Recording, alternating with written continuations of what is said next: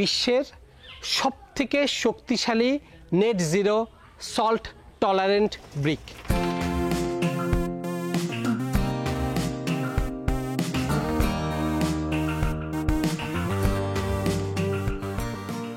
পৃথিবীর সবচেয়ে পুরনো স্ট্রাকচারের মধ্যে একটা হচ্ছে মিশরের পিরামিড। মিশরের পিরামিড কেন 4500 বছর ধরে টিকে আছে? We asked ourselves. তখন আমরা দেখলাম যে মিশরের পিরামিড টিকে আছে, এটা স্যান্ডস্টোন নামে একটা পাথর দিয়ে তৈরি। এই স্যান্ডস্টোনটা ল্যাবরেটরিতে তৈরি করতে পারি কিনা, কৃত্রিমভাবে তৈরি করতে পারি কিনা। তৈরি করতে করতে এমন অবস্থা হয়েছে প্রায় 7200 রেসিপি আমরা ট্রাই করেছি, করে ফাইনালি একটা রেসিপি পেয়েছি।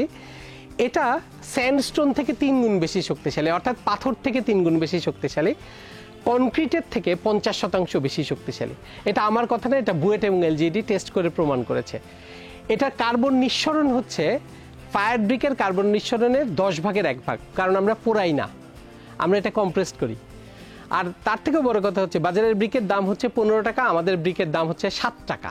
এই সব কিছু যখন হলো তখন আমরা চিন্তা করলাম শুধু ইট দেখিয়ে মানুষকে আমরা মোটিভেট করতে পারবো না, তাই ইট দিয়ে একটা আস্ত বাড়ি করে ফেললাম, যেন মানুষ দেখে যে ইট দিয়ে নির্মাণটা সম্ভব। এটা শুধু থিওরি ছিল না, ল্যাবরেটরি এক্সপেরিমেন্ট ছিল না।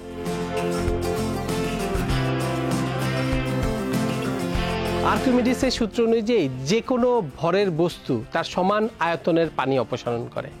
অর্থাৎ এই বাড়িটার যদি আপনি ওজন ক্যালকুলেট করতে পারেন, আপনি বলতে পারবেন যে কত ভলিউম পানি এটা অপসারণ করবে। বা এটার তো এটার নিচে 17টা ভ্যাকুয়াম আছে, ভ্যাকুয়াম প্ল্যাটফর্ম আছে।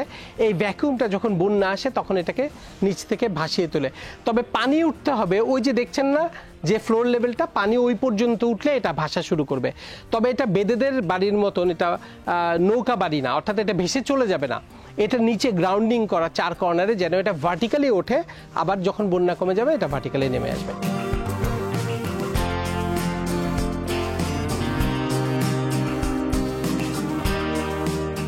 আমার পেছনে যে বাড়িটি দেখতে পাচ্ছেন, এই বাড়িটি 2 শতক জমির উপর নির্মিত। অর্থাৎ আমরা যদি স্কোয়ার ফুটেজের হিসাবে যাই তাহলে 2 তালাতে এই ডুপ্লেক্স ইউনিটটাতে মোট 1700 স্কোয়ার ফিট আছে। এই বাড়িটাতে মোট 6টা রুম আছে। আপনারা যদি বেডরুমের হিসাবে যান তাহলে 4টা বেডরুম এবং অন্যান্য 2টা, একটা স্টাডি রুম এবং নিচে একটা লিভিং রুম আছে।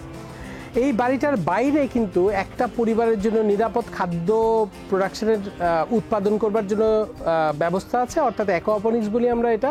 অর্থাৎ 1 কাঠা জমিতে যে পরিমাণ ভেজিটেবল করা যায় সেটাকে আমরা ভার্টিক্যাল গার্ডেনের মাধ্যমে এখানে দেখাচ্ছি। এখানে কিন্তু 50 কিলোগ্রাম মাছ হয়।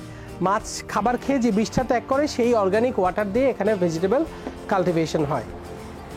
এটা হচ্ছে এই বাড়িটার প্রধান, আমরা এটাকে টেকনিক্যালি বলি কোর জোন। অর্থাৎ অন্যান্য সমস্ত রুম থেকে গরম বাতাস এসে এইখানটাতে এসে এটা উপরে এই মাঝখানে কোর দিয়ে বের হয়ে যায়।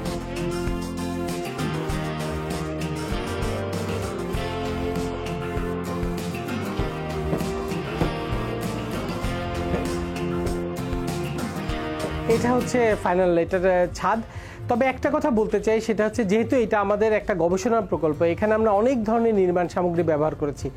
আমরা বাঁশ ব্যবহার করেছি, আমরা মাটির ইট ব্যবহার করেছি, আমরা লাইম দিয়ে তৈরি করা কনক্রিট ব্যবহার করেছি। কিন্তু ভবিষ্যতে যে ভার্সানগুলো আমরা আপস্কেল করব বলে চিন্তা করেছি, সেখানে কিন্তু আমরা বাঁশের চিন্তাটা এখন বাদ রেখেছি। কারণ হচ্ছে বাঁশ যখন ট্রিটমেন্ট করে প্রকৃতভাবে ব্যবহার করতে হয় এটা কিন্তু অনেক এক্সপেন্সিভ হয়ে যায়, বাড়ির দামকে এটা প্রভাবিত করে।